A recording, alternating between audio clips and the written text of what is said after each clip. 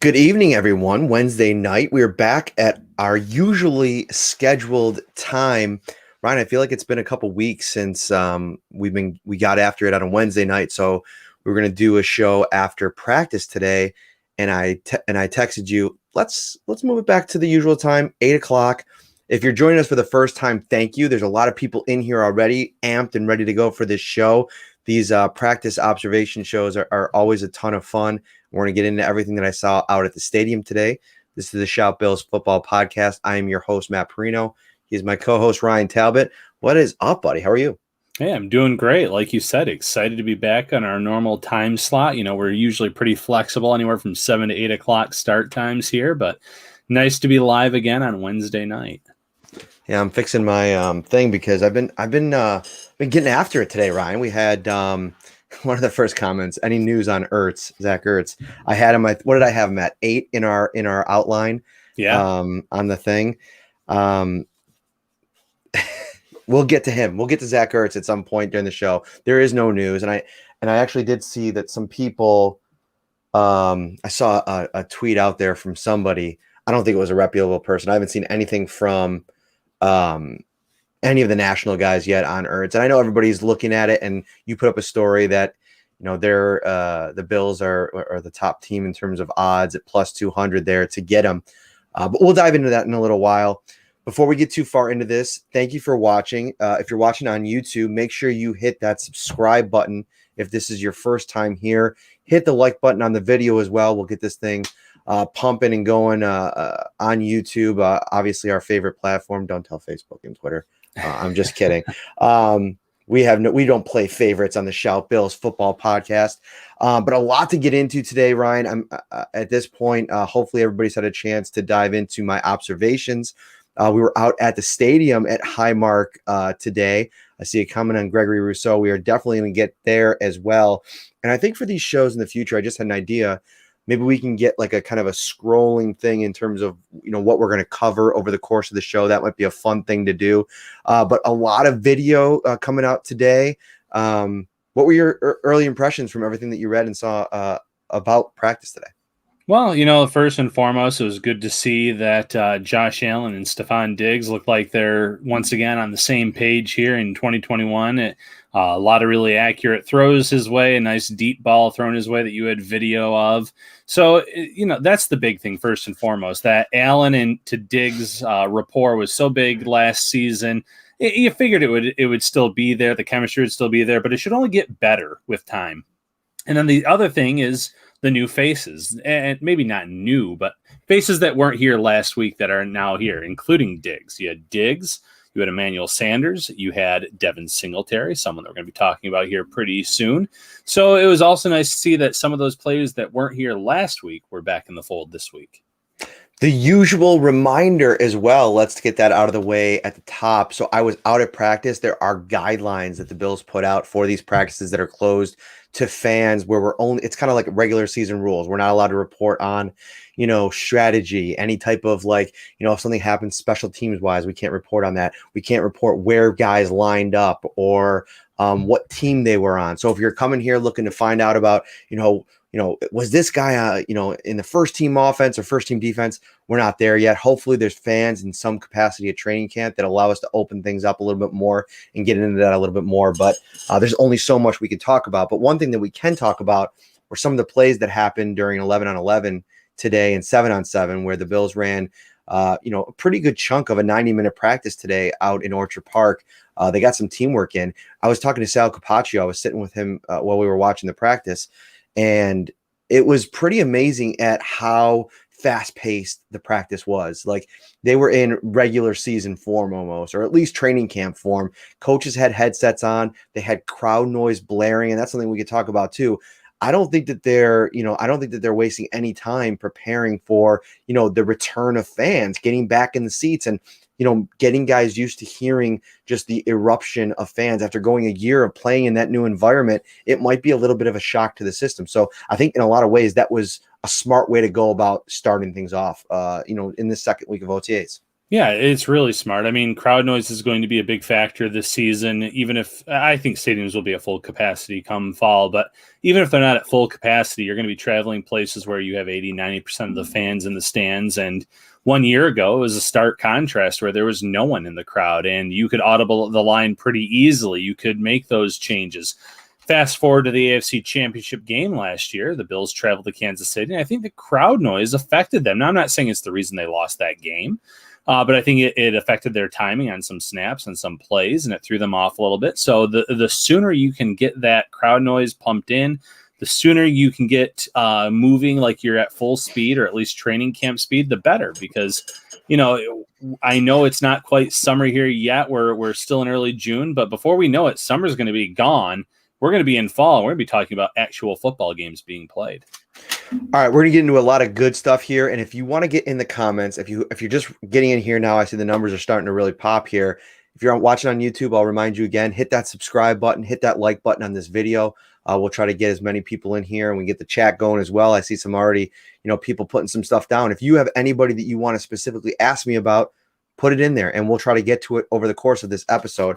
I got my notepad here, and I got about 5 pages of notes that we can go check that out and see if I have anything written down on the player that you'd like to know about. We're going to get into the defensive line as a group because I know a lot of people are excited about that. This practice, Ryan, very much half speed. I mean, they were going through I don't want to say half speed, maybe 60 to 70% speed. The 11 on 11 drill, the defense wasn't really, they were pulling off of every route. So, I mean, there weren't really any, ball battles when the ball was in the air. So, you got to take everything that you hear here with a grain of salt and know that this was, a very light practice, even though they were, kind of going through it fast paced. But let's start with Devin Singletary. Let's get some of the bad out of the way.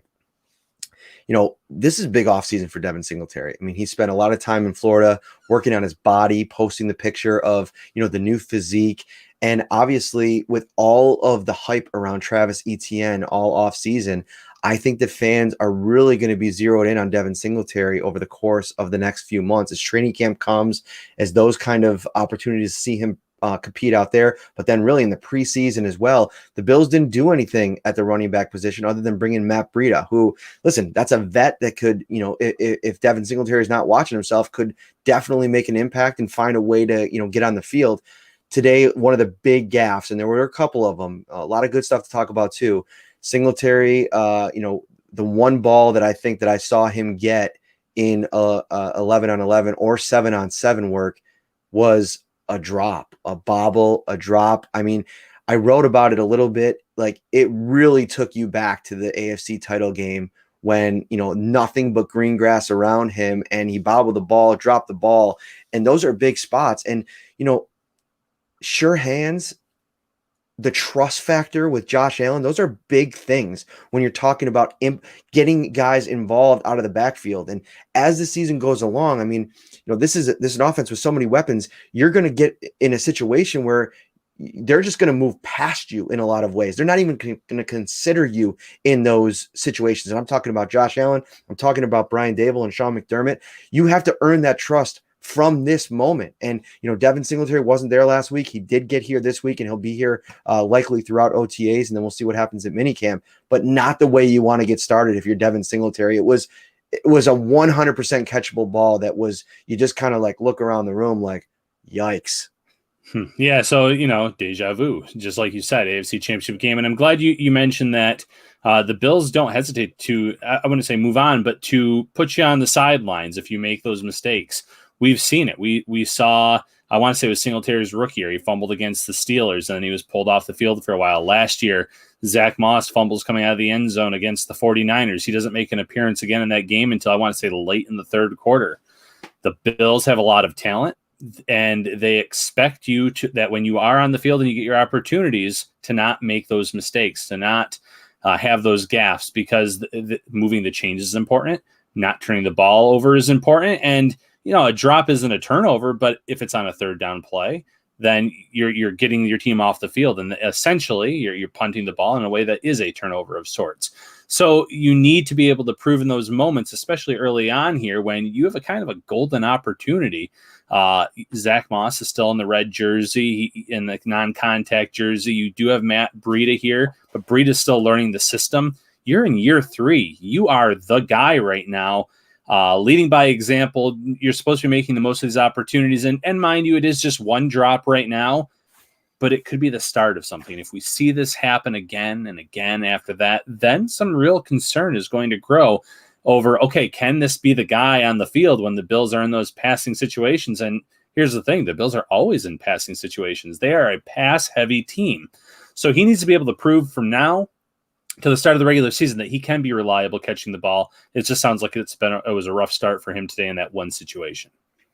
Yeah, and again, like you want to, like I said, it's one play in practice, but I guess it more so I bring it up at the start because he missed last week, and it is a big off season for him, like leading into training camp. And he's a guy that from the very start, like when you walked into the building and you walk down the stairs and you get down there, one of the first areas that you see are those running backs, and they're working out to the side. And, there was with Zach Moss in the red non-contact jerseys, he's still kind of rehabbing the injury.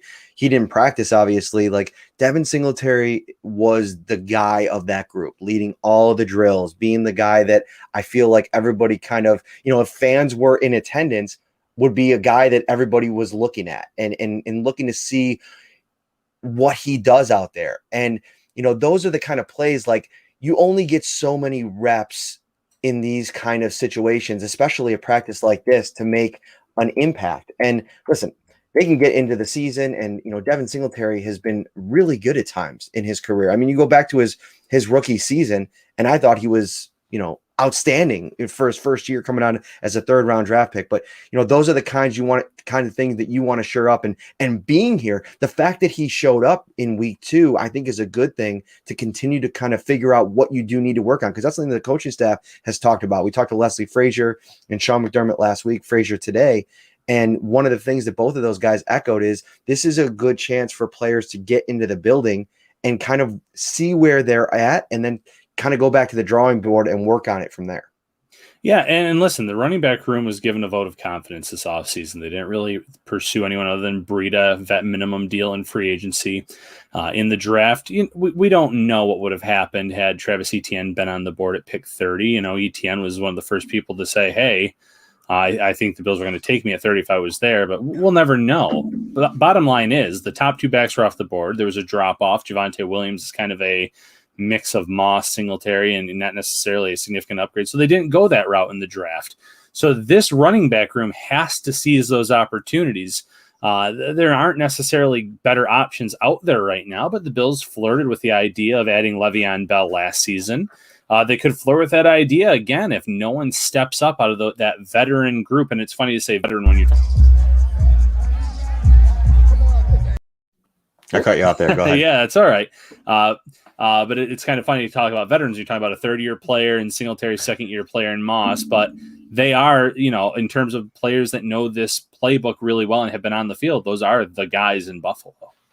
Let me play a little clip here from practice here. I just uploaded it to see how it would go. Just to get, a nice little treat for you guys watching live here. A little look at the running backs out of practice.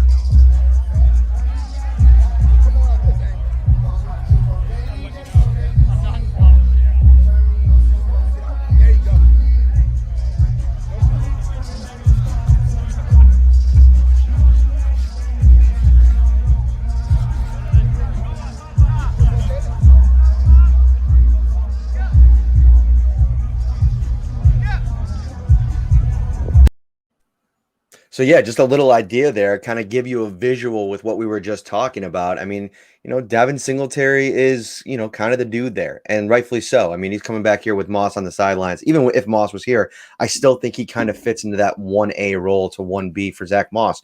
But the more gaffes that he has over the course of training camp and preseason, that dynamic can quickly change. So we'll see how that plays out. Interesting. Let's move on to some positive stuff, Ryan, because there's a lot of positive stuff today that I think, some depth pieces. We can go to the defensive line. I see a couple comments in here already. I saw somebody, multiple people asking about Isaiah Hodgins. I'll talk about him a little bit. But I want to get into Sanders and Stefon Diggs reporting. And we were able to talk to Jordan Poyer today. A lot of content will be coming out of the site the next couple of days, guys. I thought Deion Dawkins was outstanding today. Jordan Poyer was really good today. And we'll talk to Micah Hyde tomorrow. I'm planning on putting out a couple pieces from those press conferences. But I thought that, I can't remember who asked the question, but Deion Dawkins was I think it was me. It's been a long day. A lot of articles. We got baseball practice in. I'm getting ready for the Mavs tonight. 2-2, big game. Hoping that Luka Doncic can get it done. But I asked Deion Dawkins, you guys have unbelievable attendance here at these OTAs. I mean, last week, just 10 guys missing. There seems to be a little bit of a disparity. And I thought I counted 7 people gone today. I don't remember seeing Saran Neal, but I thought I saw Bobby Hart, but Mark Gahn and Joe Biscaglia reported that both of those guys weren't there. So I'll take their word for it. We were doing attendance. There's a lot of things going on there today. So let's just say 9 guys weren't there today, but even still, that's really, really strong attendance. And you get 2 of your offensive leaders in Emmanuel Sanders and Stefon Diggs to come back and take part in a voluntary workout. And, we asked Deion Dawkins today and they said, basically what he said was they know what's on the line and they know the importance of what these team building opportunities mean. And I think you take the big scope of, what the last month has been about as they've, started OTAs and we've gotten to start talking to the players again.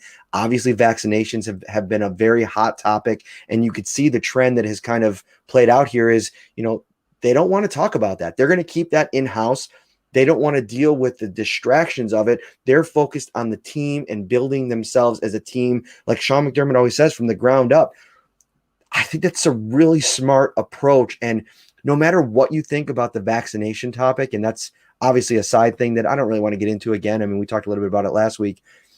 It shows real maturity across the board to be handling it internally, all while kind of keeping the team at the forefront. It's got to be really music to the ears of Sean McDermott and Brandon Beane, no matter how this kind of vaccination issue plays out in a good or bad way in the next couple months. Yeah, attendance, having such high attendance is outstanding for Buffalo. You look around the league, a lot of the teams that have high attendance are teams that have a new head coach or a new system being implemented, and it's players wanting to learn that system. The Bills have the same defensive coordinator, same offensive coordinator, same head coach. They're just back here because they want to go from AFC Championship game to Super Bowl champions. And they know the best way of doing that is being together, practicing with one another. You look across the board at Tampa Bay, Super Bowl champions. You can't knock them too much, but Bruce Arians called them out a little bit recently, saying, he was hoping there'd be more of a veteran presence there. Now, Tom Brady and company, they're working together, just not necessarily at the facility. So there is a contrast between these teams that were right there to the very end, championship game for the Bills, and then Super Bowl champions in Tampa Bay. And yet the Bills are bringing most people back here for OTAs, like you said, less than 10 people missing with so many people here, ready to go, ready to work together to achieve that goal of becoming Super Bowl champions. Yeah, a couple of let's go to the comments for a section here, because some of the people that weren't there, I mean, Starla Tulele, Vernon Butler, Mario Addison, Jerry Hughes on the defensive side of the ball, Tywan Jones, Mitch Morse, Darrell Williams, a lot of veterans there, guys. And this is voluntary workouts. I mean, this is pretty common across the league. I wouldn't be too up in arms about it necessarily. And, Matthew Harmon makes the comment in there is like, I'd like to see Star Latulele there. And do you feel like Star is retiring? No, I don't. And even Jordan Poyer asked today about Star, said, he's working off to the side. We're looking forward to getting him back in the mix. I think that video coming out of Utah, that training facility, shows that, he is planning on coming back. And I think he's a big piece of what they want to do. I mean, Poyer talked about it today, that unselfish mindset. Like, it's got to be tough if you're Quentin Jefferson or Ed Oliver to be asked to be a 3 technique when you're asked to do that. And then, oh, by the way, part of the time, be unselfish and go and look and take on double teams and do what we need you to do on those downs. I just think it was a lot to ask of those 2 players, Oliver specifically, who you're trying to mold in this 3 technique role. So I think getting Star back is good. I don't think any of the absences are necessarily an issue. I do think, another conversation that we were having amongst, a few media members today is, Mario Addison has himself a battle on the defensive line. I'm working through my first 53-man projection. I was going to put it out one before this, but one after. And I was like, you know what? I kind of feel like that's so. I would rather just have the 3 weeks of OTAs and then mini camp before I put one out. And then maybe we'll put one out once we get into training camp as well. I want to have some actual meat to chew into based on what I witnessed, to give you guys some analysis on that front. And I think Addison, listen, I see a number of different scenarios where he doesn't make this roster. I mean, you could save money post June 1st. I think they're going to bring him to training camp. I think they restructured his contract to say to him, we want to give you every opportunity to make this team. But I don't think for a second that roster spot is guaranteed. I think he's going to have to come and earn it. I think Gregory Rousseau, Boogie Basham, A.J. Epenesa, who we could talk about in a minute, they're going to have a full offseason program here to get themselves in the best possible position to gain enough confidence from their coaching staff to maybe move on from one of these veterans. We had our one good buddy, Sid Vicious, Mark on Twitter. I think he DM'd the both of us, and he was predicting Jerry Hughes is maybe a guy that, could be on the hot seat too if he doesn't have a great training camp. I know it's crazy to think about now because of what he's meant to this team over the last couple of years, but I think that they're in a situation now where I don't think you're ready to move on from 2 veterans like that. I think you want some veteran presence in that room. You know how Sean McDermott values that. But with all this ascending talent now, where's this a home going to be for Daryl Johnson? It's going to be tough for him to make this roster. Effie Obada, I like him a lot. You had a big projection for him a couple weeks ago. So there's so much competition here on this defensive line. It's going to be fun to track all of them as we move through the summer. It's going to be really interesting to monitor, to watch. First, going with Star Latulele because of all the questions and comments in the chat. I think that video, as someone mentioned, was great to see. If he looked slow, if he looked like he was going through the motions, then I would be concerned. He looked fit. He looked trim. He looked fast. So I think, he's showing that he's putting the work in that video. I'm not saying that he wanted it leaked out there, but I'm sure he didn't mind the fact that it was out there after all this speculation's been going on. But defensive end, having these veterans not at OTAs, we talked about this last week. It's a blessing in disguise for these young players. A.J. Epenesa, year 2, didn't have a traditional offseason last year. You mentioned that he had a play today at OTAs. He has he knows Eric Washington. He probably picked Eric Washington's brain all offseason, but now he's back there. He's at that right weight that the Bills want him to be at. He probably feels good at that weight now. That's big for him. Rousseau, Boogie Basham. Obviously, the Bills like them both because they were the first 2 picks of this year's draft class. So they're not going to necessarily start, but the Bills also aren't just going to sit them on the bench all year either. You're working them in, and as the year goes on, you're getting them more and more reps. So to your point, a Mario Addison or a Jerry Hughes, one of them could be the odd man out. They're both entering the final year of their contract. They're both over 30 years old. So long term, I don't think either necessarily has a future here in Buffalo. I think Addison, maybe this is the last year. I don't know that for sure, but he seemed to fall off a little bit based on his play. Jerry Hughes, I think, can still keep playing somewhere for a few more years. But Buffalo, at some point, you have to turn the page and go with your youth. And it's going to be up to the Rousseaus and the Boogie Bashams and the A.J. Epenesas of the world to show that they're ready for that. But they're going to be given every opportunity this year to do it. Check out this. I want to read this quote from Deion Dawkins today. I thought it was really great insight on a player. And, Jay Skursky from the Buffalo News asked him about A.J. Epenesa. And if you go check out my observation story, you'll see that I wrote a little bit about just one rep that he had. It was really, really special against, Spencer Brown, who is a rookie. So you got to consider that.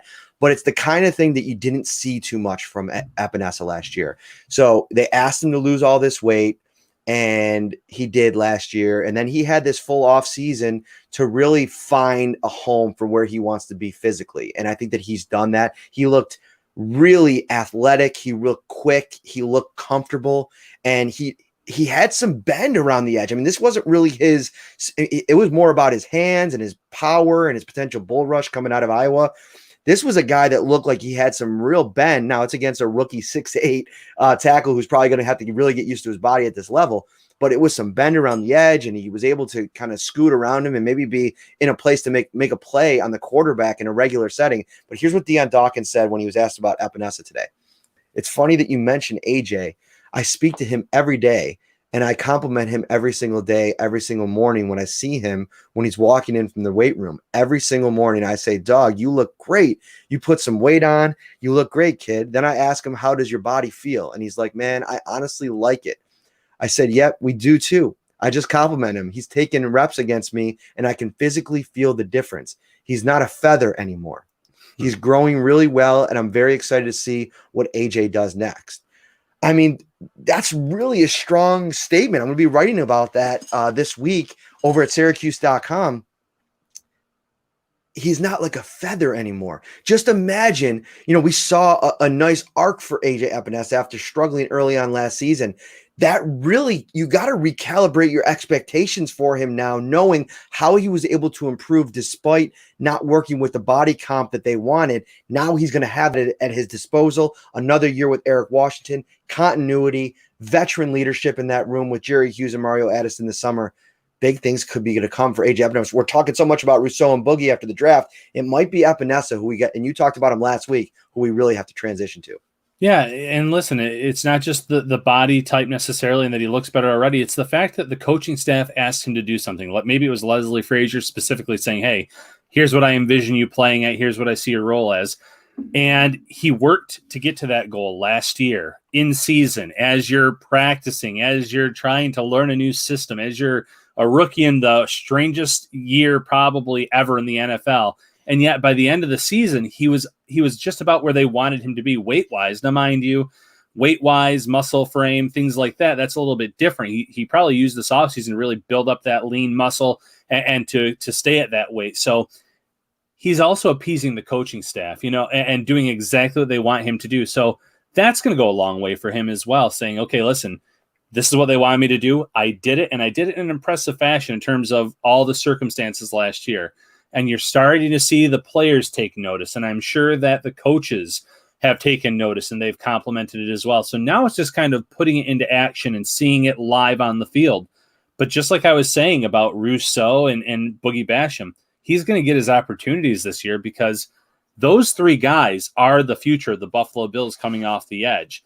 Not Hughes, not Mario Addison. Great players, both of them in their own right, but over 30, final year of their deal, you have to turn the page. You have to rip off the Band-Aid at some point. And I'm not saying that both should be cut, just like you said. Maybe one of them is the odd man out. But you have to start thinking long-term, even when there is a Super Bowl window like there is right now in Buffalo. We got a lot of people in here, a lot of people on YouTube. Hit that subscribe button, like this video. It really helps us out as we try to, reach the masses. We started this new YouTube channel right during the playoff run and right around the Baltimore Ravens game. And we're already, closing in on 2.5K. You guys are awesome. The support has been great. Here's another treat, a little video here from Out of Practice today.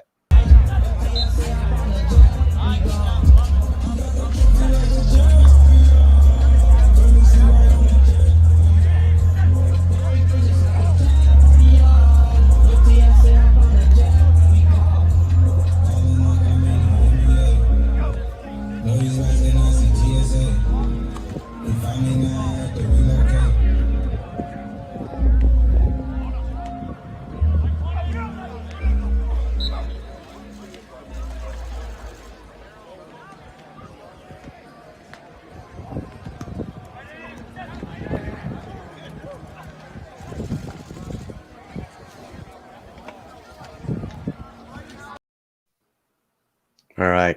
I was waiting for the running backs to get going there, and they didn't. I think they were checking on Antonio Williams, who, if you notice, he kind of walked off on that rep. he dinged his foot or something during warmups, went over, looked to talk to the trainer, came back, tried to test it, and kind of shook his head and just kind of stood off to the side. You also saw Isaiah Hodgins in there. I'm not sure if he made any catches during the team work today. Obviously, still working in that red non-contact jersey, and so we'll continue to track him as well. Not a lot of eye-opening plays. I thought Gabriel Davis had a lot of work today. Had some balls thrown. I thought the worst throw of the day from Josh Allen actually was attempted for Gabriel Davis. Just airmailed it, maybe 15 yards down on the right sideline. That was during 7-on-7, which was right off the jump in practice. They did all their positional work and warm-ups and some other stuff, and then they got into 7-on-7, and I think Josh Allen was just ready to go. And like the old Josh Allen came out for a second, the overhyped Josh Allen. They got the crowd noise pumping in, and he just airmailed it right over his head. And there was a couple other bad throws. We'll get into those as well. But he came back in 11-on-11, 5 for 6, including a nice ball to Gabriel Davis down the right sideline. So he made up for that. So that was pretty good. Let's get into what do we have next here. Talked a bit about the defensive line. We'll get into the QB roundup. We're right there, actually, right now. One of the big mistakes of the day was a Jake Fromm interception. And it was another, a similar type of situation on the other side of the field. It looked like he was trying to force one in, maybe going through his progressions, and he put it a little bit too high. And Tariq Thompson, undrafted free agent, with the big interception. And, that's a big play for an undrafted guy as a rookie to come in here, make a play, make a statement in OTAs. That's a guy that you might want to keep an eye on. And somebody just retweeted my article and mentioned like he's a guy to keep an eye on, not only for, a roster spot. It's probably gonna be tough for him to make a roster spot, but an ideal practice squad candidate that you want to keep around. We'll be tracking him all summer. Yeah, the undrafted free agents. I mean, you got to take advantage of every opportunity you get, and we've seen it over the years. That's what happens with the Levi Wallaces of the world.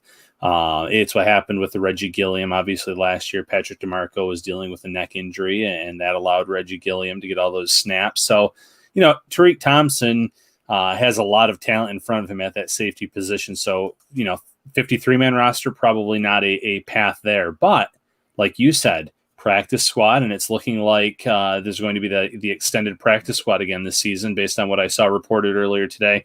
So the 16-player practice squads, that's going to benefit those young players that make the plays now that the teams are saying, hey, we have a lot of talent there right now, but we also have some veterans that eventually we're going to have to move on from. And if we can develop and grow this talent along, he might be in our long-term plan. So absolutely important there. Jake Fromm, one bad throw, but the Bills, obviously, they address quarterback 2 with Mitch Trubisky. So who knows how many quarterbacks they're going to carry this year, but Fromm, a day 3 pick from a year ago, he's going to have to probably have a pretty strong OTA training camp preseason to show that he belongs on this roster as well. Yeah, and a couple questions I'm seeing in here about, where's the quarterback competition stand? I mean, listen, I think it's pretty established that Mitchell Trubisky is going to be the backup on this team. I think Jake Fromm probably falls into a similar bucket as he did a year ago. Davis Webb probably lands in the practice squad. They probably carry 3 quarterbacks or whatever kind of COVID restriction type of or allowance that the league comes up with. If you could keep a quarterback, off to the side and protected. I don't know what those rules are going to look like. They're still, I saw a tweet today from Tom Pelissaro. They're still kind of debating that. I thought Trubisky looked good today. Like he looked solid. I thought that he was, living up to his moniker a little bit. I mean, a lot of check downs, and, what's funny about that is like in those kinds of, in these kinds of drills, you almost like when a guy like Jake Fromm pushes the envelope a little bit and tries to make a play because, the defense is pulling up on every route. I mean, they're not really challenging the quarterback. And so, I know it's very early stages. He's still trying to kind of get the offense, I would imagine, as well. Mitchell Trubisky after being in Chicago for 4 years. But no, he made some good throws today. I thought he was solid. I didn't write too much about him just because nothing really stood out. I was kind of looking for him to make a couple big plays. I probably would have written more about him. But we'll track him as we get into some real 11-on-11 work in training camp. Continues to start, Ryan. We talked about him a ton last week, and we're going to have to talk about him a ton more here. Dane Jackson is just I mean, he's becoming, if he wasn't already that like Bills Mafia crush, I think that he is that now, just because of the hype that's really building around him. I really like the stability that Levi Wallace brings, and Leslie Frazier does as well. I mean, he was talking about it today. There's a lot of excitement about having him back in the mix, and he seems to kind of stiff arm, any competition that's brought in for him. But Dane Jackson just seems like he's trending towards a real role opposite Tre'Davious White. Had a huge pass breakup today, and I asked Jordan Poyer about him, and obviously they're in the same secondary meetings and he has some familiarity, team leader. I thought that it would be a good time to get some insight on Dane, and he said, I was motivated by him this offseason. I'm watching videos of him training with Aaron Donald, and it got me kind of pumped up. And this is a guy that the confidence level has taken a jump. You go from last year where he didn't say a lot, and now Leslie Frazier says he's in team meetings, he's raising his hands, he's engaged. You could see that confidence level grow, and he just continues to make plays. Today, the first play of the game, lined up on Stephon Diggs, makes a pass breakup, and it's off the races. He had a couple of those kind of plays today, no interceptions, but a couple PBUs. I mean, Dane Jackson, Levi Wallace. I know there's a lot of talk about bringing in more competition at the cornerback position. I'm really, really excited about this. And I think that this is why that competition, I think this is why they haven't brought in another cornerback, is because you get a developmental guy late in the draft in Rashad Wildgoose. You have Cam Lewis, who's a guy that you spent a lot of time developing as well. Maybe you bring in a veteran, but it's almost like Levi's now that veteran, and Dane Jackson has kind of filled that young developmental role of a guy that, could now unseat Levi Wallace. And, that's a great point, because Levi's been in the league for a few years now. So he has kind of ascended to that veteran role, and he knows the system. And if something does happen, whether Dane struggles in a game or there's an injury, he can slide right in and take over that role that he's played for so many years already. Now, am I against the Bills signing a veteran cornerback? No, because you're one injury away in the NFL from needing someone to step up, and depth, goes quickly there. I think it's one of the most important positions after quarterback in today's NFL. So you need those bodies, you need that talent there. So I'm still open to it, but yeah, give Dane Jackson all these reps and OTAs. Let him see what he can do. We saw a confident player on the field. Maybe he wasn't vocal as a rookie, but when he was given opportunities last year, he was a confident guy. He picks off Sam Darnold, pass breakup against DeAndre Hopkins, tackle on DK Metcalf when the first snap that he was on the field when they threw right at him. So he knows what he's doing. He seems to be just one of those gamers, as Brandon Beane kind of called him on that PFF podcast, saying, he may not have those intangibles, the speed that you look for, all the athletic traits that you look for, but when he's on the field, he makes plays. And it's a good start for him that he's already doing it so early here in OTAs, going against the best that Buffalo has to offer, and Stephon Diggs getting those pass breakups. Pass breakups in today's NFL, obviously not as good as an interception. No interceptions like you mentioned, but pass breakups lead to punts, lead to third and long, second and longs, whatever the case may be. And that's pretty good in today's NFL too. So if you can get someone in there that can cover, that can make consistent pass breakups, then the Bills defense is going to benefit. Love some good old fashioned trash talk in the comments tonight. Yeah. The YouTube comments from time to time. I mean, it could be those streets could be tough to walk in. And I see Bills fans getting into it. That somebody said you really made it when you start to get trolls, and you're right. We're glad we accept all people, all fan bases in that want to learn a little bit about the Bills through our coverage. So let's keep it respectable. I think everybody's doing a pretty good job of doing that. And also, I just muted somebody, so they're in timeout. And we're gonna have to do that from time to time when people get a little bit aggressive. But yeah, let's move this thing along. I want to talk about a couple non-practice related topics. Anything that you have before we move into that portion of the night or of the show? Well, I'm going to drop a name because you just released an article on him, so I'd like you to talk a little bit more about him. Tyrell Adams, kind of flew under the radar as in terms of being a free agent signing. It obviously didn't happen during the first wave of free agents. It happened pretty late in the process, but then you go and look at the stat line last year, over 100 tackles, with the Houston Texans. Now, mind you, the Bills only generally have 2 linebackers on the field, but you need depth in today's NFL. And I thought there were some really good quotes that came out of today's OTA practice that lead me to believe that as long as he can stay healthy and he stays on that same trajectory, that there's a really good chance that he makes this roster. Yeah, I mean, he makes a play today. I mean, that's always good. Pass breakup, he was covering Dawson Knox. And, I wrote about it a little bit in the story. I mean, that's going to be something that I think that this regime, like the defensive coaching staff, is really paying attention to this year, because you're coming off a game against Kansas City Chiefs where coverage was an issue. Now, I know that, the real core of the problem was the lack of pressure against that, front line of the Kansas City Chiefs and Patrick Mahomes. But on the back end, and even at that second level in the linebacking position, you want better coverage, especially against the tight end. If you play the Chiefs this year, and just from an ideologic perspective, like, what's your best chance? Like, if we could somehow take one guy, if you're the Bills, if you're Leslie Frazier in this defense, if we could somehow take maybe Travis Kelce out of the game, our linebackers can take another step forward. Maybe a Tremaine Edmonds can, take him out of the game.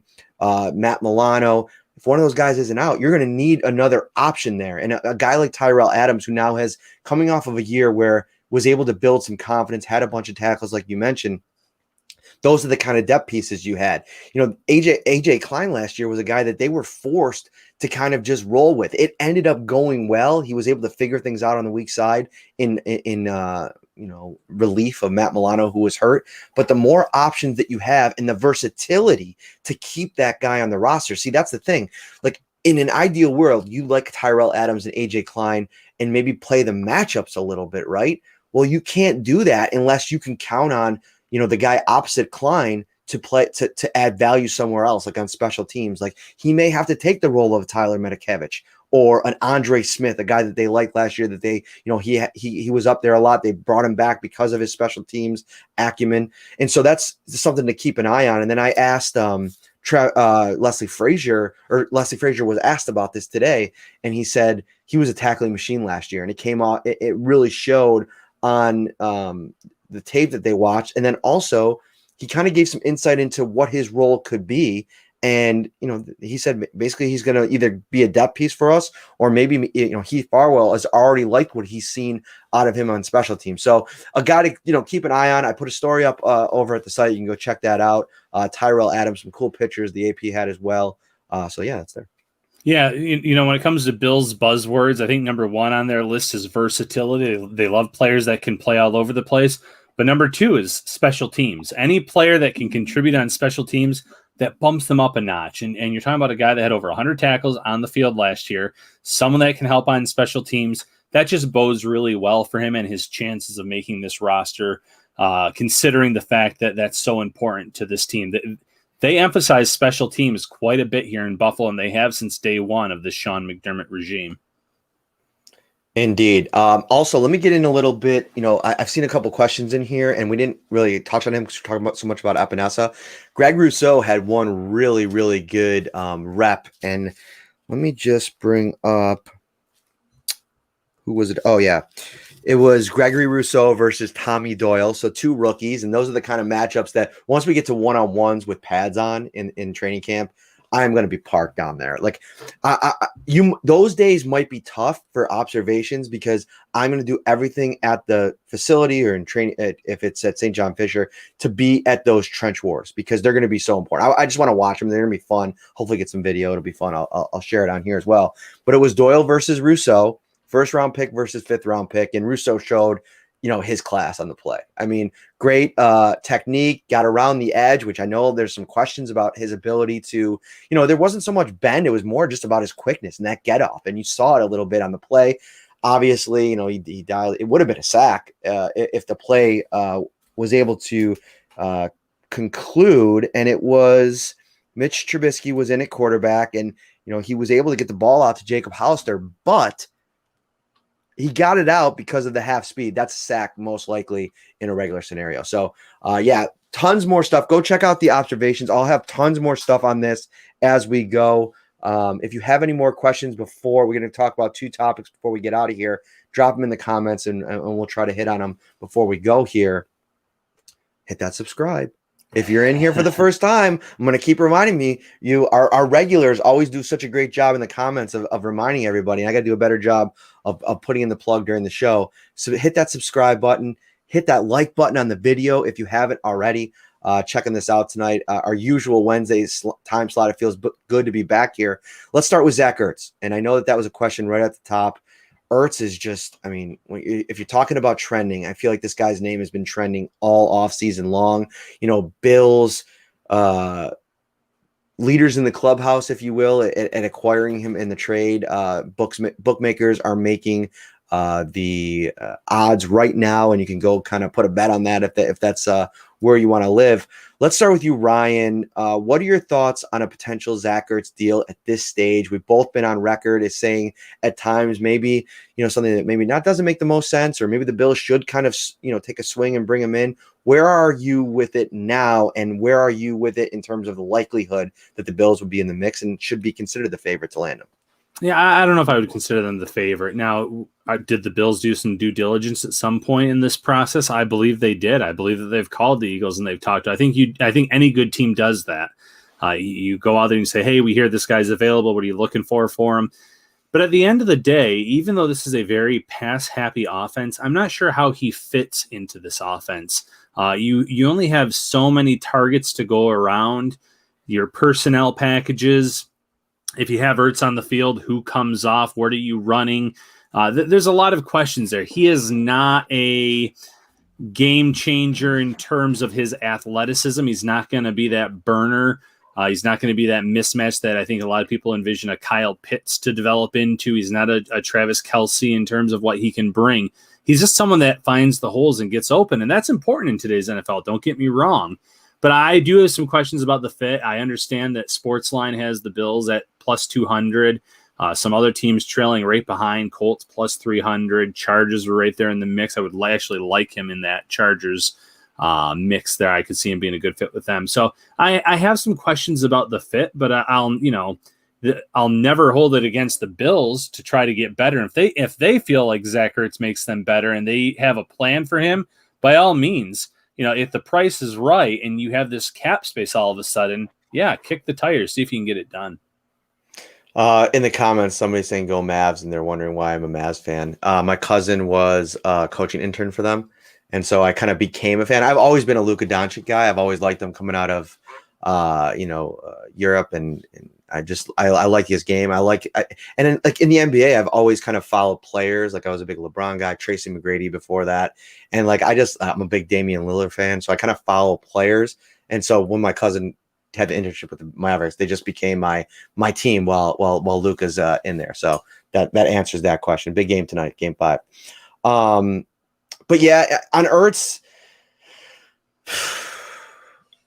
if you can get him, and you can get him for, say, a later day 3 pick, and I don't even think I would give up a 4 at this point. I'd say 5 and below, and you can get the Eagles to either restructure his deal, or you can get some type of agreement to kind of adjust that deal and maybe turn it into maybe one of those deals where it becomes a prove-it contract. Like, I think if you're the Bills, you're willing to give up a 5th, even for a 1-year type of rental, even if you don't want to factor him into long-term.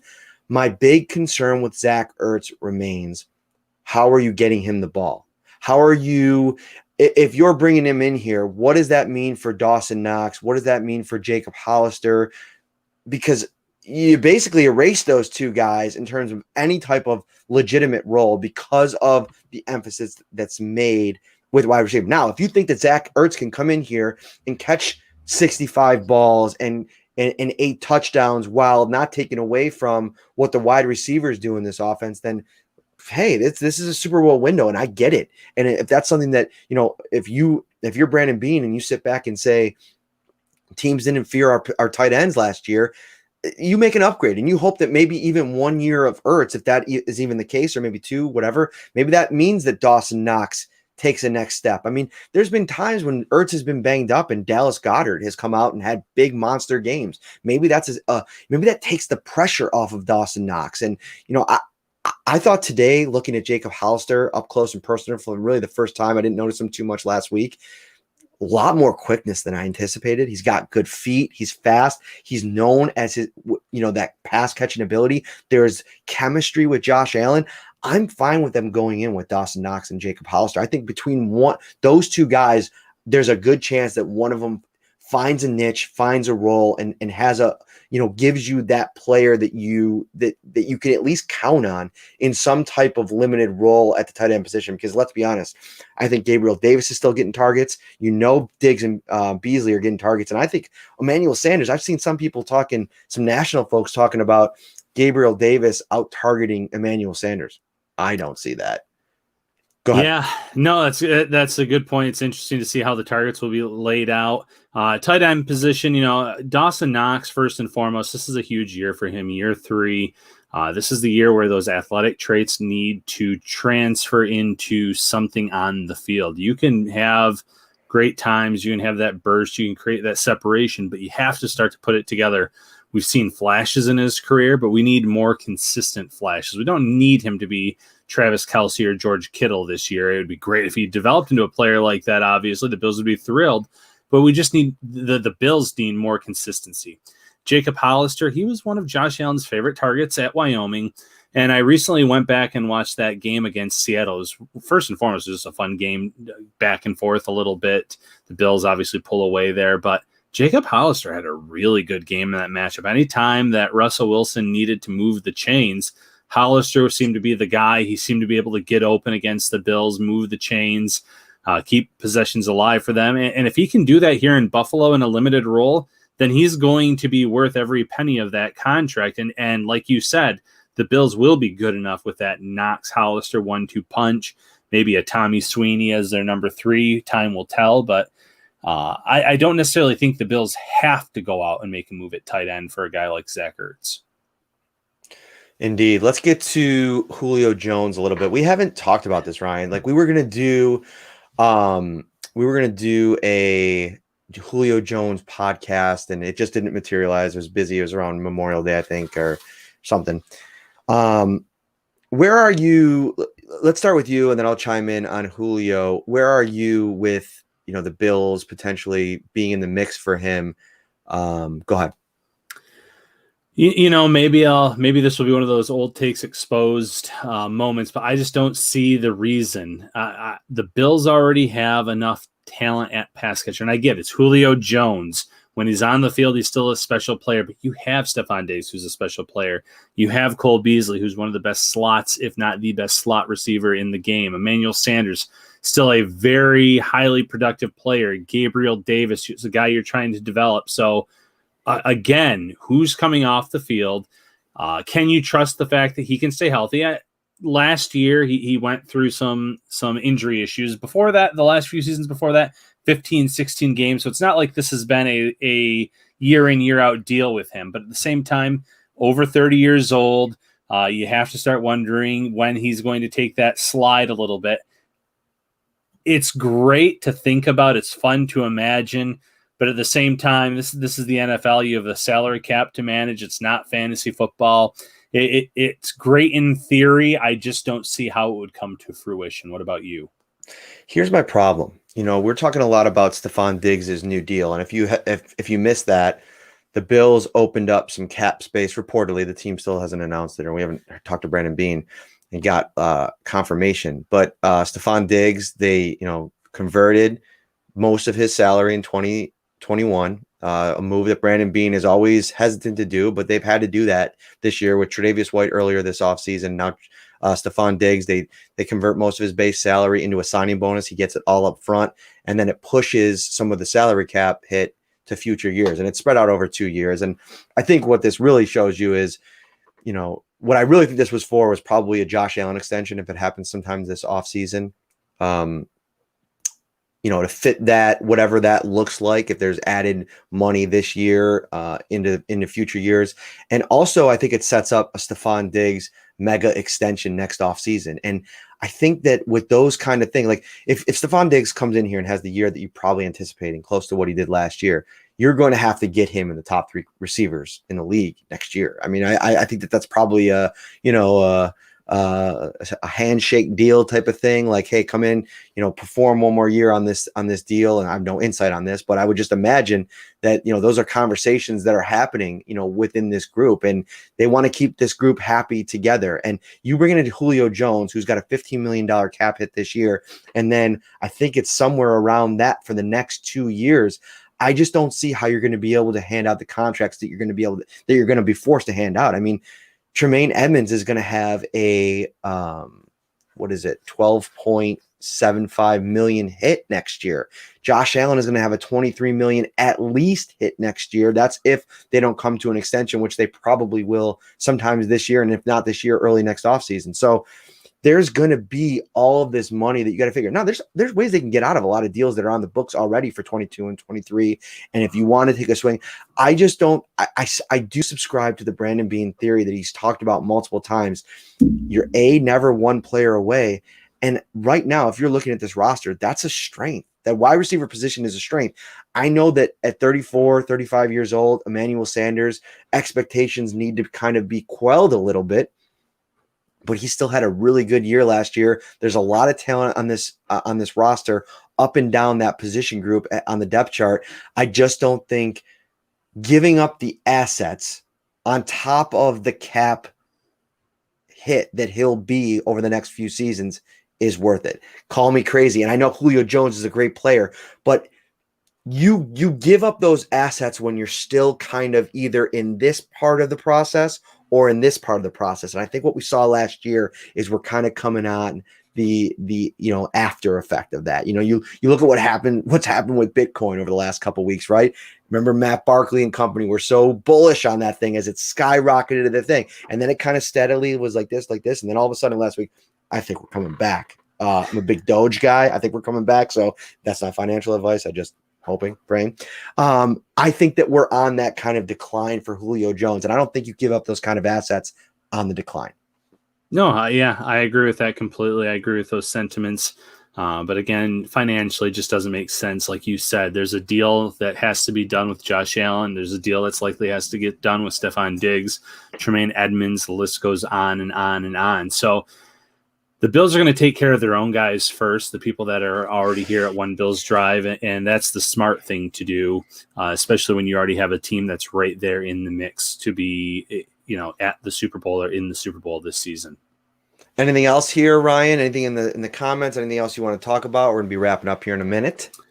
No, nothing too much, but I really did love all the interactions tonight in the chat. Saw a lot of just great comments. If you do have specific questions and when we're on that topic, throw it in there. I did see some, and it was just like right after we had transitioned to something else. I saw something in there about was A.J. Epenesa in Buffalo all off season. I can't remember if he was or wasn't. I feel like that was talked about last week, but either way, that he was working with this coaching staff and making sure that he would be ready to go for his second season. So little things like that. Love the interactions. Even from people that aren't Bills fans here tonight. Oh, Steve Nelson. Yeah. I saw that name come up a few times in the chat, and Torres too just brought it up again. Yeah, that could be something where the Bills could look. And again, they like Dane Jackson a lot. They like Levi Wallace. But Steven, it's someone that they've looked at. Steve Nelson, they were one of 14 teams or something that reached out to him, supposedly, according to that report. Nelson, to his credit, is kind of all about the idea, possibly, or just like hearing his name. If you go to his Twitter and you go to his likes, like 3 of his last 5 likes are about him being on the Bills. So maybe he's all for it. Maybe that's what he's waiting for. So yeah, he makes sense. He's someone that I think would still cost a little bit of money, but not necessarily Richard Sherman type money. So they might use that money to bring in someone like a Steve Nelson, a Jarrell Casey on the defensive line, if they want to add some depth there on the interior. So there are veterans out there that won't break the bank, but will help you in terms of your depth and talent. Ryan Talbot bringing it in at the final minute of our hour-long show. It's been fun. I hope you guys got all of your fix in here. OTAs week 2 in the books. Make sure you keep it locked on to Syracuse.com. We'll have more content throughout the week and into the weekend. We'll be back next week. We'll probably do this again. It'll be a Tuesday show. I don't know if it'll be a night show or not. If we do the Tuesday like 3:30 show, and like, hey, leave it in the comments too. Like let us know like what time you like these shows. Like I know some people like getting settled at night and watching the show at night. We'll do that, or we'll do the show right after, whatever you guys like. So we'll do that. Then we'll have mini camp. Then we'll have a little bit of a break maybe. And then we'll get you guys going with a couple interviews before we get to training camp. We got some fun ideas we're throwing around for some interviews this summer. If you have ideas on that, always hit me up. My DMs are open. My email is open. Subscribe, like this video. The Shout Buffalo Bills Football Podcast with Matt Parrino and Ryan Talbot is in the books for one more week.